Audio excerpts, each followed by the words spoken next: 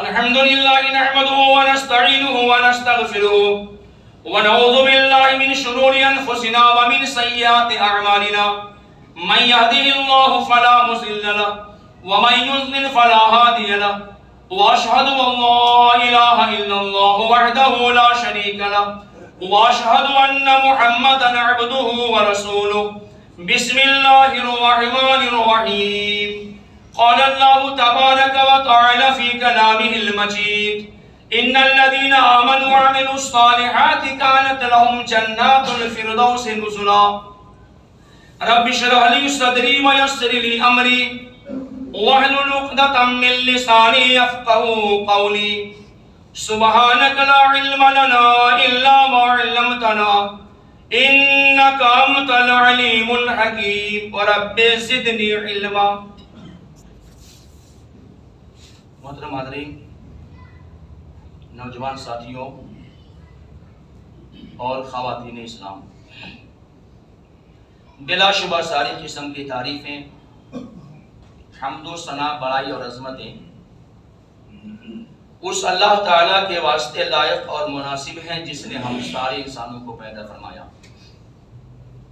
بلا شبہ وہی اللہ وحدہ لا شریک لہ ہم سارے انسانوں کا خالق، مالک اور رازق ہے، اور وہی اللہ وحدہ لا شریک لہ ہم سارے انسانوں کی ساری مشکلیں بھی آسان فرماتا ہے. اسی اللہ وحدہ لا شریک لہ نے ہم انسانوں کو صحیح راہ پہ لانے کے لیے آسمانی کتابوں کو نازل فرمایا، جن میں سب سے آخری کتاب قرآن کریم ہے، اور اسی قرآن کریم کے حساب سے اللہ تعالیٰ نے ساری دنیا کو ہمیشہ عمل کرنے کا حکم دیا. اسی اللہ وحدہ لا شریک لہ نے مزید انسانوں پہ احسان فرماتے ہوئے انسانوں میں سے بے شمار عظیم ترین پیغمبروں کو اس کائنات میں بھیجا، جنہوں نے ہمیشہ اللہ کے بندوں کو صحیح راہ اور صحیح بات سمجھانے کی کوشش کی. ان سارے عظیم ترین پیغمبروں پر بے شمار درود و سلام نازل ہو علیہم السلام، اور خاص طور سے بے شمار درود و سلام نازل ہو اللہ کے آخری نبی جناب محمد کریم صلی اللہ علیہ وسلم کی ذات گرامی پر، کہ جن کی ذات گرامی کو اللہ تعالیٰ نے ہم سبوں کے واسطے بہترین نمونہ بنا دیا. محترم حاضرین، قرآن کریم سورہ کہف کے حوالے سے ایک آیت کریمہ آپ کے سامنے پڑھی گئی ہے. اس آیت میں اللہ تعالیٰ نے فرمایا ان الذین آمنوا وعملوا الصالحات کانت لہم جنات الفردوس نزلا.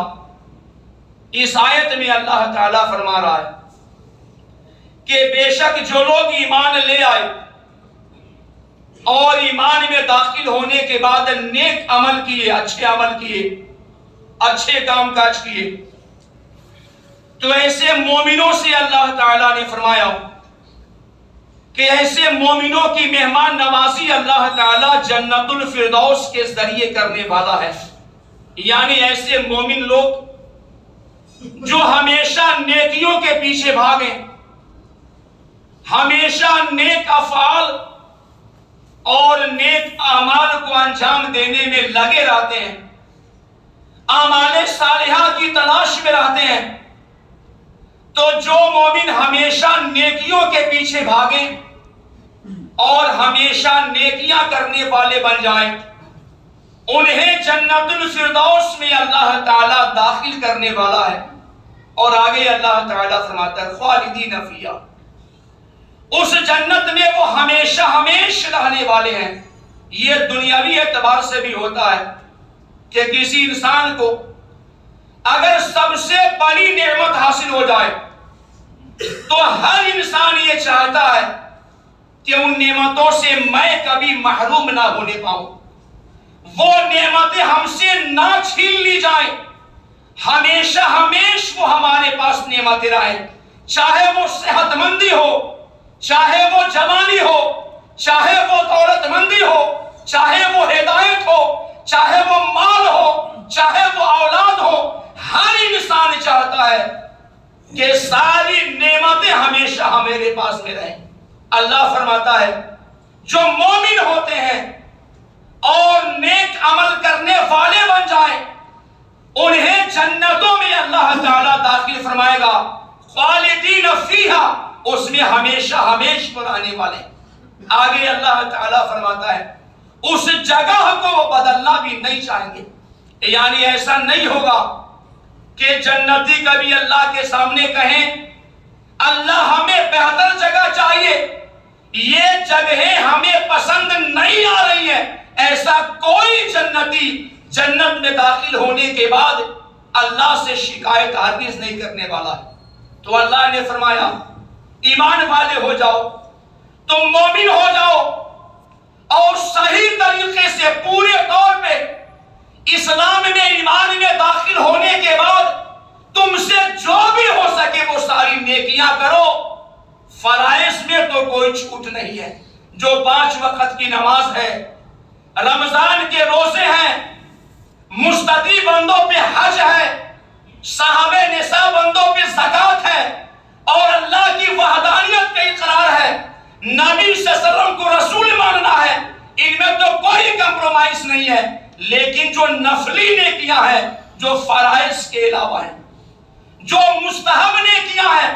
ان میں سے جتنا ہو سکے ہم زیادہ کریں، آخرت میں ہمارا معاملہ اتنا ہی بہتر ہوگا۔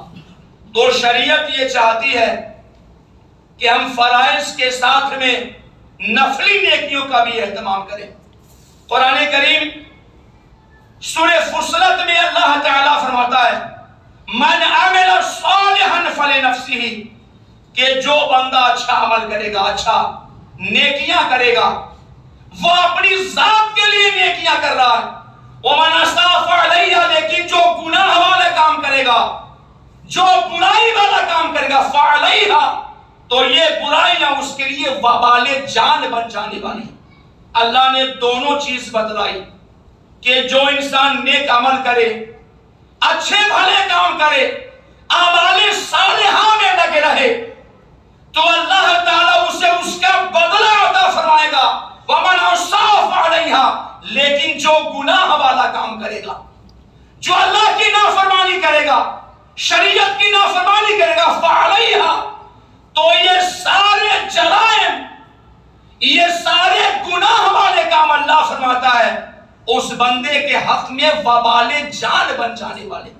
آپ سوچئے اگر دنیاوی زندگی میں 1 2 یا چند سال ہم کسی بڑی مصیبت میں دوچار ہو جائیں تو زندگی ہماری جہنم بن جاتی ہے، ہمیں جینے کا من نہیں ہوتا ہے، ہم کوئی بھی کام اچھے من سے نہیں کر پاتے ہیں اگر مصیبتیں چند سال ہمارے ساتھ لگی رہے۔ اللہ فرماتا ہے کہ جو گناہ والے کام کریں گے، جو اللہ کی نافرمانیوں سے نہ بچیں، جو حرام چیزوں سے نہ بچیں، جو گناہوں سے نہ بچیں، یہ سارے گناہ اللہ تعالیٰ جمع کرے گا، اور یہ سارے گناہ ایسے بندوں کے حق میں قیامت میں وبال جان بن جائیں گے۔ آگے اللہ فرماتا ہے تمہارا جو رب ہے اپنے بندوں پہ ذرہ برابر ظلم نہیں کرنے والا۔ اس آیت کریمہ کے حصہ سے اللہ کہنا یہ چاہتا ہے کہ ہمیں سے جو لوگ جس لائق ہوں گے ویسا ہی معاملہ ہمارے ساتھ میں اللہ کرنے والا۔ اللہ سے اچھی امید بھی ہونی چاہیے، اور ہمیشہ ہمیں نیک عمل کرنے کے پیچھے بھاگنے کی کوشش کرنی چاہیے۔ اللہ کے نبی صلی اللہ علیہ وسلم نے فرمایا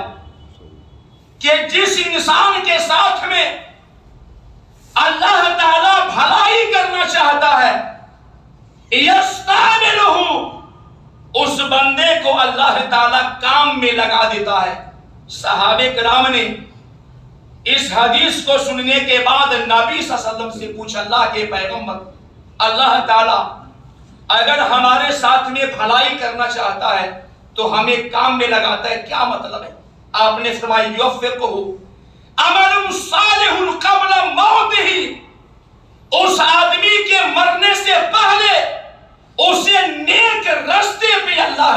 گامزن فرما دیتا ہے۔ تو نیکیاں کی جائے، نیکی کے راہ پہ چلیں، اسی نیکی پہ ایمان پہ موت ہو جائے، ایسی دعا بھی تمنا بھی اللہ تعالیٰ سے ہمیں کرنی چاہیے۔ تو جن کے ساتھ میں اللہ تعالیٰ بھلائی کرنے والا ہے انہیں نیکیوں کی توفیق سے اللہ تعالیٰ نوازتا ہے۔ دنیاوی اعتبار سے ہم لوگ دیکھتے ہیں کہ بہت سارے ایسے لوگ ہیں اللہ نے خیر کثیر سے نوازا ہے، بے شمار نعمتوں سے نوازا ہے، لیکن پھر بھی وہ بہت ساری بھلائیوں سے معلوم ہے۔ وہ نماز نہیں پڑھ پاتے ہیں، رب کو رب نہیں مانتے ہیں، صدقات نہیں کر پاتے ہیں، وہ حج نہیں کر پاتے ہیں، وہ عمرہ نہیں کر پاتے ہیں، وہ رشتے ناطے نہیں جوڑ پاتے ہیں۔ اللہ تعالیٰ ان کے ساتھ میں خیر نہیں چاہتا ہے۔ اور اللہ کا فرمان ہے کہ جب تک انسان اپنے آپ کو بدلنے کی کوشش نہ کرے اسے اللہ تعالیٰ بھی نہیں بدلنے والا ہے۔ اپنے آپ کو بدلنے کی کوشش کی جائے اور ایمان کے راستے پہ، اسلام کی راہ پہ اپنے آپ کو گامزن کرنے کی کوشش کی جائے۔ امام بخاری رحمۃ اللہ علیہ نے صحیح بخاری میں ایک حدیث کو روایت کیا ہے۔ عبداللہ ابن مسعود رضی اللہ تعالی عنہ بیان فرماتے ہیں کہ میں نے ذاتی طور پہ نبی صلی اللہ علیہ وسلم سے سوال کیا، اللہ کے پیغمبر ساری نیکیوں میں، سارے اعمال میں سب سے زیادہ کون سی نیکی اللہ تعالیٰ کو زیادہ پسند ہے؟ آپ نے فرمایا کہ نماز اس کے وقت پہ ادا کرو، الصلاۃ علی وقتہا۔ تم یہ چاہتے ہو کہ تمہاری نیکی اللہ کو زیادہ پسند ہو تو جیسے نماز کا ٹائم ہو جائے اسے وقت پہ ادا کرنے کی کوشش کرو۔ صحابی کہتے میں نے پوچھا اس کے بعد تم بھائیو اس کے بعد کون سا؟ آپ نے فرمایا بر الوالدین، والدین کے ساتھ میں حسن سلوک کرو، تمہاری ماں ہو باپ ہو ان کے ساتھ میں اچھا معاملہ کرو، یہ بات اللہ کو بہت زیادہ پسند ہے۔ اس کے بعد صحابی کہتے ہیں اس کے بعد کون سا؟ آپ نے فرمایا جہاد فی سبیل اللہ، اللہ کے راستے میں جہاد کرنا۔ تو نماز پڑھنا، والدین کی خدمت کرنا، ان کے ساتھ میں اچھا سلوک کرنا، اور ممکن ہو سکے دنیا میں ویسے حالات ہو جائیں تو اللہ کے دین کو غالب کرنے کے واسطے اللہ کے راستے میں نکل جانا، یہ ساری نیکی اللہ کو بہت زیادہ پسند ہے۔ اس کے بعد صحابی کہتے ہیں حدثنی بہن، یہ باتیں مجھے نبی صلی اللہ علیہ وسلم نے بیان فرمائی۔ وَلَوْ اسْتَزَدْتُهُ لَزَادَنِي، میں پوچھتا اس کے بعد مجھے نبی صلی اللہ علیہ وسلم بتاتے جاتے تو اس جملے سے یہ بات ثابت ہو رہی ہے کہ صحابہ کرام زیادہ سوال کے پیچھے نہیں بھاگتے تھے، وہ عمل کرنا چاہتے تھے، وہ نیک بننا چاہتے تھے کہ ہم جو بھی شریعت کے بارے میں جانتے ہیں، اللہ نے جو فرمایا ہے، نبی صلی اللہ علیہ وسلم کا فرمان ہے، اسے عملی طور پہ ثابت کرنے کی صحابہ کوشش کرتے تھے۔ لہٰذا ہمیں بھی چاہیے، اللہ قیامت میں ہم سے حساب و کتاب لے گا تو جامع ترمذی میں الفاظ ہے ماذا عمل فیما علم، یہ آخری سوال 5 سوالوں میں سے قیامت میں ہوگا کہ بندے بتاؤ تم جتنا جانتے تھے اس کے مطابق تم نے عمل کرنے کی کوشش کی یا نہ کی؟ اسلام کے بارے میں ہم سب جانتے ہیں، جو فرض ہے اس میں کوئی کمپرومائز نہیں ہونے والا۔ اگر ہم ہوش میں ہیں، ہم زندہ ہیں، ہم مستطیع ہیں تو سارے فرائض ہمیں ادا کرنے پڑیں گے، اور شریعت یہ چاہتی ہے کہ نفلی نیکیاں بھی ہم سے جتنا زیادہ ہو سکے وہ ہم کیا کریں۔ امام مسلم رحمۃ اللہ علیہ نے صحیح مسلم میں ایک حدیث کو روایت کیا ہے۔ ربیعہ ابن کعب رضی اللہ تعالی عنہ بیان فرماتے ہیں کہ میں رات میں نبی صلی اللہ علیہ وسلم کے قریب میں نبی صلی اللہ علیہ وسلم کے پاس میں سویا تھا، فَأَتَيْتُهُ بِوَضُوئِهِ وَحَاجَتِهِ،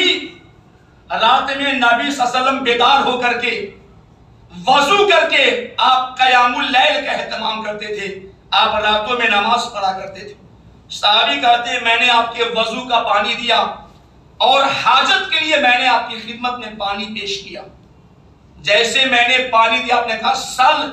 ربیہ مانگو، کیا مانگتے ہو؟ آپ صحابی کا سوال دیکھیے، صحابی کہتے ہیں جیسے نبی صلی اللہ علیہ وسلم نے کہا سل مانگو، میں نے کہا سالوں کا مرافقتک فی الجنت، اللہ کے پیغمبر سوال یہ ہے کہ جنت میں آپ کی رفاقت مجھے نصیب ہو جائے، مجھے دنیا میں کچھ نہیں چاہیے، جنت میں آپ کا ساتھ ملے، آپ کی صحبت ملے، آپ کی معیت ملے، آپ کی رفاقت ملے، جنت میں بھی آپ کے ساتھ میں رہوں، اللہ کے پیغمبر یہ چیز میں مانگتا ہوں۔ آپ نے فرمایا غیر ذالک، ربیہ کچھ اور مانگو۔ صحابی کہتے ہوا ذاک، اللہ کے پیغمبر مجھے تو یہی چاہیے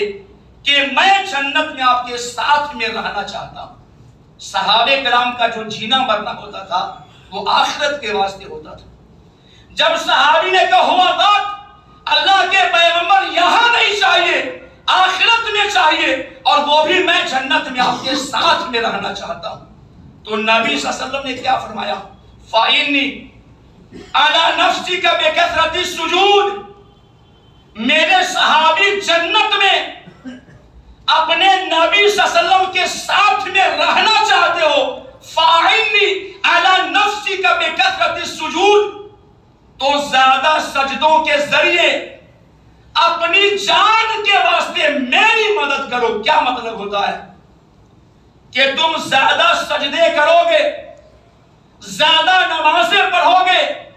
نفلی نماز کا اہتمام کرو گے، قیام اللیل کا اہتمام کرو گے، تو میں تمہارے حق میں اللہ کے سامنے سفارش کروں گا، اور پھر جنت میں جانا تمہارے حق میں یا میرے ساتھ میں رہنا تمہارا آسان ہو جائے گا۔ تو نبی صلی اللہ علیہ وسلم نے یہ نہیں کہا کہ جاؤ میں اللہ سے دعا کرتا ہوں، آپ نے فرمایا کہ تم نفلی نماز پڑھو، نفلی نیکیاں کرو، اور جتنا ہو سکے زیادہ سے زیادہ سجدوں کا اہتمام کیا کرو۔ ہمیں بھی چاہیے اگر ممکن ہو سکے 5 نماز میں تو کسی بھی حال میں ہمیں اللہ کے گھر میں حاضر ہونا ہے۔ اگر ممکن ہو سکے تو راتوں میں بھلے کچھ لمحے کے لیے صحیح ہم بیدار ہو جائیں، اللہ سے فریاد کریں، اس سے سوال کریں، اس سے دعائیں مانگے۔ صحابہ کرام کا طریقہ یہ تھا کہ جب نبی صلی اللہ علیہ وسلم کہتے تھے کہ یقیناً تم جنتی ہو، اس کے بعد بھی صحابہ کرام کے نیک اعمال میں اور بھی زیادہ اضافہ ہو جاتا تھا۔ یہ بات ہم سب جانتے ہیں کہ عائشہ رضی اللہ تعالی عنہ، ان سے نبی صلی اللہ علیہ وسلم نے کہا تھا انت زوجتی فی الدنیا والآخرہ، عائشہ تم میری زوجہ ہو، بیوی ہو، دنیا میں بھی اور آخرت میں بھی اللہ نے تم کو میری زوجیت میں رکھا ہے۔ اس کے باوجود عالم یہ تھا، ایک تابعی فرماتے ہیں ان کی بہن کے بیٹے کہ میرا معمول یہ تھا کہ فجر کی نماز کے بعد میں عائشہ صدیقہ کی خدمت میں حاضر ہوتا تھا، وسلم علیہا، میں سلام کرتا تھا، اور کوئی کام ہو تو میں کام بھی کر دیتا تھا۔ فغدوت یوماً، کہتے ایک روز میں فجر کے بعد میں صبح اپنی خالہ جان عائشہ صدیقہ کی خدمت میں حاضر ہوا رضی اللہ تعالی عنہ، فَإِذَا هِيَ قَائِمَةٌ تُصَلِّي وَتُسَبِّحُ وَتَبْكِي وَتُرَدِّدُ، فرماتے کہ جب میں گیا تو وہ نماز کے اندر تھی، اللہ کے ذکر میں مصروف ہو رہی تھی، وہ تب کی روئی جا رہی تھی، آنکھوں سے آنسو بہہ رہے تھے، اور بار بار یہ کہی جا رہی تھی جو قرآن کریم میں اللہ نے فرمایا ہے فَمَنَّ اللَّهُ عَلَيْنَا وَوَقَانَا عَذَابَ السَّمُومِ۔ اللہ قرآن کریم سورہ طور میں فرماتا ہے کہ جو لوگ جہنم سے بچائے جائیں گے اور جنت میں داخل ہو جائیں گے وہ دنیا کو یاد کریں گے۔ اللہ نے فرمایا کہ جنتی کہیں گے فَمَنَّ اللَّهُ عَلَيْنَا، اللہ نے ہم پہ بہت بڑا احسان کیا اور ہمیں سخت گرم زہریل عذاب سے اللہ نے ہم کو بچا لیا۔ تابعی فرماتے ہیں کہ میں کھڑا ہو گیا کہ دعا سے، نماز سے، اذکار سے فارغ ہو جائیں تو میں پوچھوں کوئی کام ہے تو یہاں سے کام کر کے میں چلا جاؤں۔ فرماتے ہیں میں کھڑے کھڑے اٹھا گیا فَذَهَبْتُ إِلَى السُّوقِ لِحَاجَتِي، اس کے بعد میں مارکیٹ گیا، بازار میں اپنے کام سے فارغ ہوا، واپس آیا، کافی دیر کے بعد آنے کے بعد دیکھا کہ تب بھی وہ نماز میں۔ فَإِذَا هِيَ قَائِمَةٌ تُسَبِّحُ وَتُصَلِّي وَتَبْكِي وَتُرَدِّدُ، کافی دیر تک یہ اللہ سے دعا کی جا رہی تھی، اس آیت کو پڑھی جا رہی تھی، اور ساتھ میں یہ بھی کہہ رہی تھی اللہم من علیہ وقنی عذاب السموم، اللہ مجھ پہ بھی احسان فرما دے، سخت گرم عذاب سے مجھ کو بھی بچا لے۔ آپ سوچئے کہ نبی صلی اللہ علیہ وسلم کے بارے میں دنیا کا ہر مسلمان جانتا ہے، اللہ نے جو بولنے کا حکم دیا تھا وہی بات آپ نے ہمیشہ بیان فرمائی۔ گویا عائشہ صدیقہ کے بارے میں، سبھی ازواج مطہرات کے بارے میں، سبھی صحابیات کے بارے میں، سبھی صحابہ کے بارے میں یہ نبی صلی اللہ علیہ وسلم سے اللہ نے بلوایا، اور قرآن کریم میں آیت ہے وَكُلًّا وَعَدَ اللَّهُ الْحُسْنَى، کہ نبی کے سارے ساتھیوں سے اللہ نے جنت کا وعدہ کر لیا۔ لیکن عالم یہ ہے کہ کئی گھنٹے اللہ سے دعائیں کرتے تھے، نفلی نماز میں، اذکار میں، تسبیحات میں، دعاؤں میں اللہ سے عذاب جہنم سے بچنے کی دعائیں کرتے تھے۔ لہٰذا ہمیں بھی چاہیے کہ جتنا زیادہ ہم سے ہو سکے، جتنی بھی نیکیاں ہم سے ہو سکے، وہ ساری نیکیاں ہم انجام دیتے رہیں۔ صحیح ابن حبان میں حدیث ہے، معاذ بن جبل رضی اللہ تعالیٰ عنہ، یہ صحابی ایک بار نبی صلی اللہ علیہ وسلم کی خدمت میں آئے اور کہ اللہ کے پیغمبر، نیکیوں میں، نیک اعمال میں سب سے زیادہ کون سی نیکیاں اللہ کو پسند ہے؟ آپ نے فرمایا ان تموت ولسانک رطب من ذکر اللہ تبارک و تعالی۔ آپ نے فرمایا کہ معاذ، تم یہ جاننا چاہتے ہو کہ سب سے زیادہ کون سی نیکی اللہ کو پسند ہے؟ ان تموت، تو تم مر جاؤ اس حال میں کہ تمہاری زبان پہ ہمیشہ اللہ کا ذکر ہونا چاہیے۔ یعنی اس حدیث کے حوالے سے اللہ کے نبی صلی اللہ علیہ وسلم کہنا یہ چاہتے تھے کہ آخری دم تک، جب تک کہ تمہیں موت نہ آ جائے، اللہ کے ذکر سے غافل مت ہونا۔ یہ چیزیں اللہ کو بہت زیادہ پسند ہے۔ اور صحیح مسلم میں اور ابو داؤد میں حدیث ہے، جس حدیث میں نبی صلی اللہ علیہ وسلم نے فرمایا انہ لیغان علی قلبی۔ آپ حدیث کے جملے پہ غور کریں، جس میں آپ نے فرمایا کہ بے شک انہ لیغان علی قلبی، یہ نبی صلی اللہ علیہ وسلم کہہ رہے ہیں۔ آپ نے اپنے بارے میں کہا انہ لیغان علی قلبی، کہ بے شک لوگوں میرے دل پہ غفلت کا پردہ پڑ جاتا ہے، اس لیے میں دن بھر میں 100 بار سے زیادہ اللہ سے توبہ استغفار کا اہتمام کرتا ہوں۔ آپ سوچئے، جو نبی معصوم تھے، اگلے پچھلے سارے گناہ اللہ نے معاف فرما دیے تھے، ان کا عالم یہ تھا کہ وہ 100 بار سے زیادہ ہمیشہ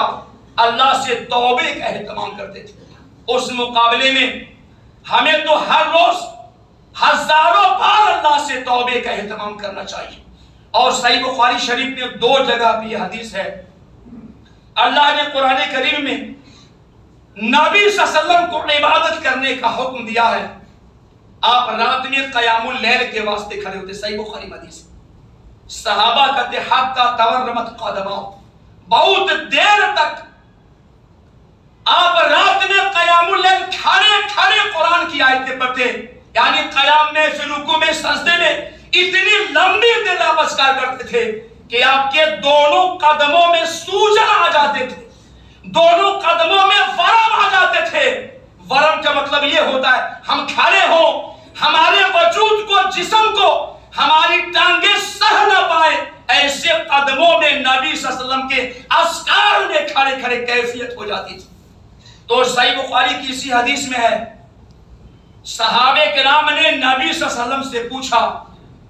آپ اتنے دیر تک اللہ کے اذکار کیوں کرتے ہیں، جبکہ اللہ نے آپ کے اگلے پچھلے سارے گناہ معاف فرما دیے ہیں؟ آپ نے وجہ کیا بتلائی؟ افلا کونو عبدا شکورا، کیا میں اللہ تعالیٰ کا شکر گزار بندہ نہ بنوں؟ آپ سوچئے کہ صحابہ کرام خود کہتے ہیں اور اللہ تعالیٰ خود فرماتا ہے کہ نبی کے اگلے پچھلے سارے گناہ معاف، نبی معصوم ہوتے ساری غلطیوں سے،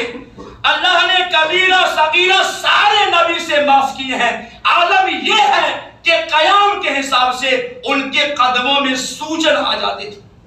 اور صحیح مسلم کی بعض روایتوں میں ہے ایک بار آپ نفلی نماز کے لیے رات میں کھڑے ہوتے ہیں، آپ نے سورہ بقرہ کی شروعات کی پہلی رکعت میں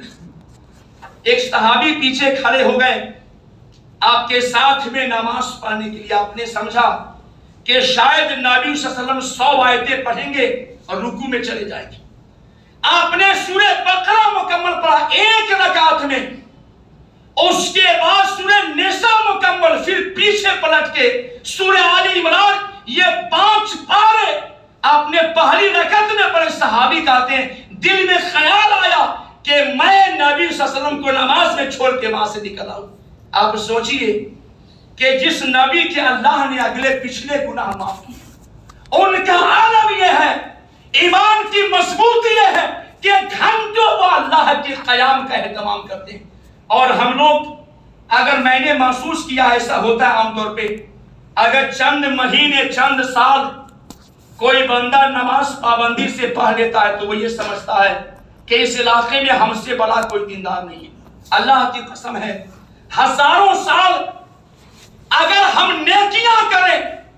نبی صلی اللہ علیہ وسلم کا فرمان ہے کہ مرنے کے دن تک ہم سجدے میں رہیں، سر نہ اٹھائیں، اللہ کی تسبیح میں، تمجید میں، تحلیل میں، تکبیر میں، تقدیس میں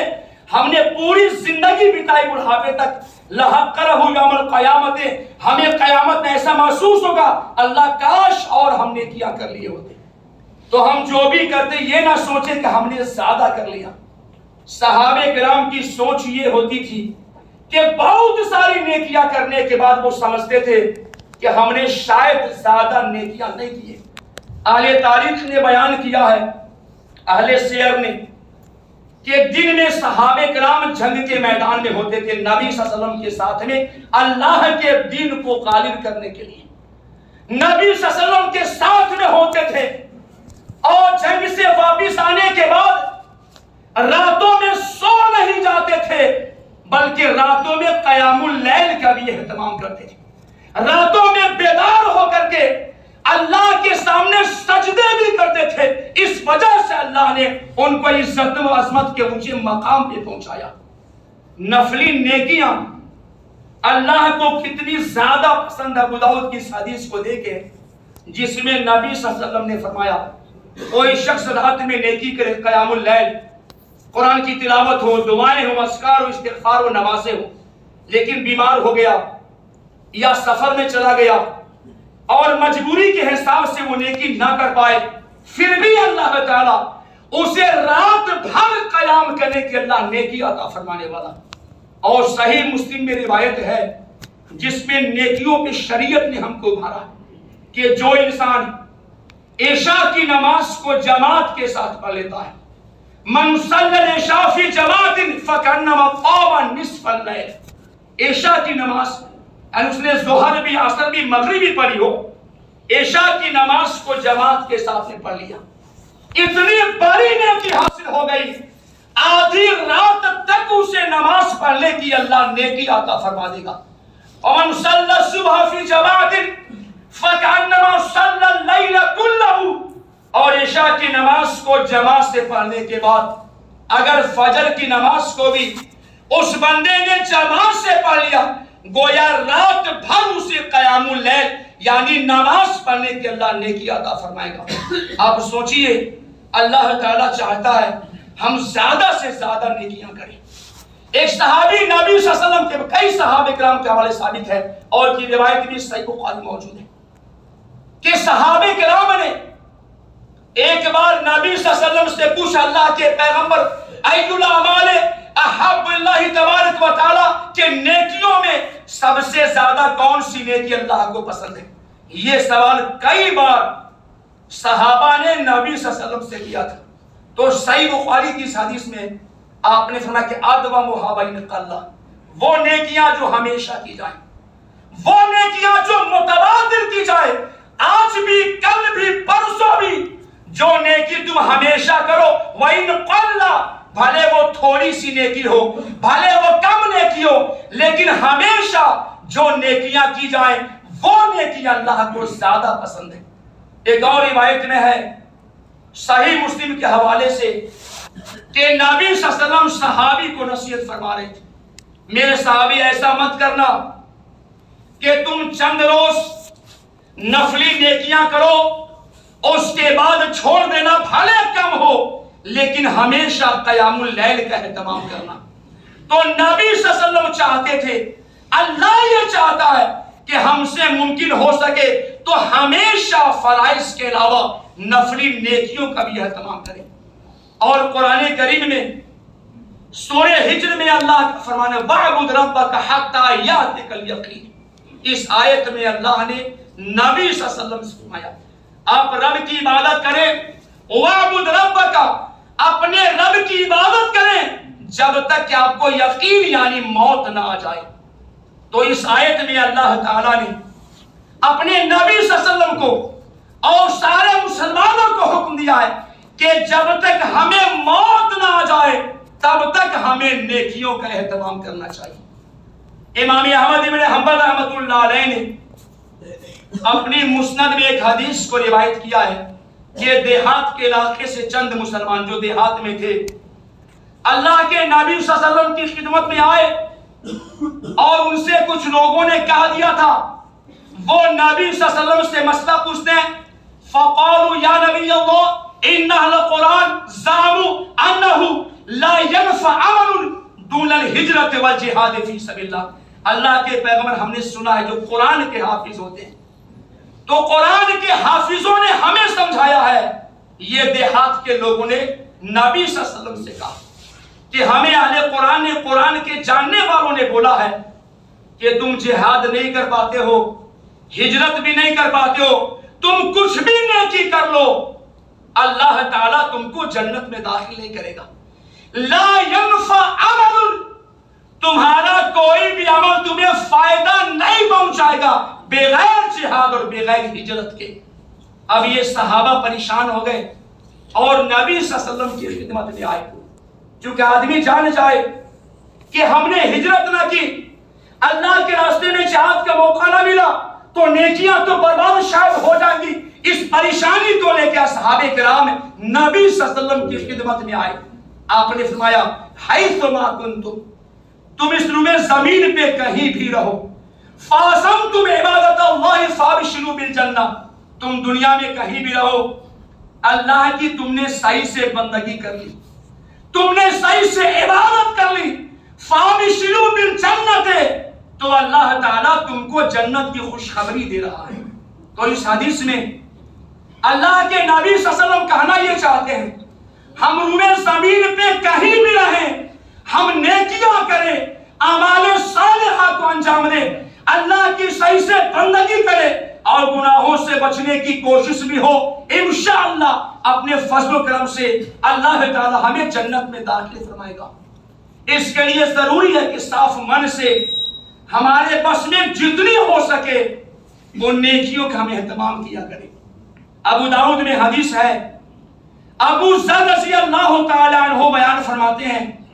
کہ نبی صلی اللہ علیہ وسلم نے خود فرمایا کہ ساری نیکیوں میں سب سے زیادہ اللہ کو پسند یہ ہے الحب فی اللہ والبغض فی اللہ، کہ محبت بھی اللہ کے واسطے اور بغض یا دشمنی بھی اللہ کے واسطے۔ تو اس حدیث میں اللہ کے نبی صلی اللہ علیہ وسلم کہنا یہ چاہتے کہ مسلمانوں تمہارا جینا مرنا، تمہاری دوستی دشمنی، یہ سب چیزیں اللہ کو راضی کرنے کے واسطے ہونی چاہیے۔ اور صحیح بات تو یہ ہے اللہ ہمیشہ چاہتا ہے ہم فرائض کو ادا کریں اور زندگی میں جتنا ہو سکے ہم سے ہم کسی بھی نفلی نیکی کو چھوڑنے کی کوشش نہ کریں۔ اللہ کے نبی صلی اللہ علیہ وسلم کا آخری حدیث ہے ابو داؤد کے حوالے سے، لا تحقرن من المعروف شیئا، کہ لوگوں تم کسی نیکی کو حقیر یا معمولی مت سمجھو، اگرچہ اپنے بھائی سے خندہ پیشانی کے ساتھ ملتے ہو، کسی بھائی سے مسکرا کے ملو گے یہ بھی نیکی ہے، یہ بھی اللہ کو بہت پسند ہے۔ ایسی نیکیوں کو بھی حقیر سمجھنے کی کوشش نہ کرو۔ ہماری کون سی نیکیاں اللہ کو زیادہ پسند آ جائے ہم میں سے کوئی نہیں جانتا ہے۔ اس لیے ایمان کو صحیح کرنے کے بعد، مضبوط مومن ہونے کے بعد، ہم سے جتنا ہو سکے دنیا میں ہماری آخری سانس تک ہم فرائض، نفل، مستحب، ہم ساری قسم کے نیک افعال کو ہمیشہ انجام دینے کی کوشش کریں۔ اللہ سبحانہ و تعالیٰ سے دعا ہے الہ العالمین ہم سب کو خالص کتاب و سنت کے مطابق عمل کرنے کی توفیق عطا فرمائے، آمین۔